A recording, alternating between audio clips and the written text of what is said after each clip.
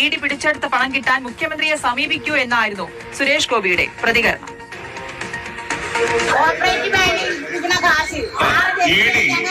ED പിടിച്ചെടുത്ത് കാശ് വെച്ചിട്ടുണ്ട്, അത് സ്വീകരിക്കാൻ പറ നിങ്ങളുടെ മുഖ്യമന്ത്രിയുടെ അടുത്ത്.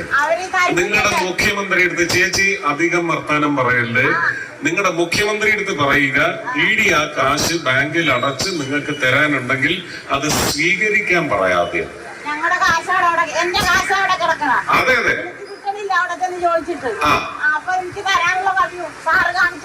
അതെ അതാ ഞാനിപ്പോ പറഞ്ഞു. നിങ്ങളുടെ മുഖ്യമന്ത്രിയുടെ അടുത്ത് പോയി ED പിടിച്ചെടുത്ത കാശ് പോകാൻ പറ്റില്ല സാറേ, എനിക്ക്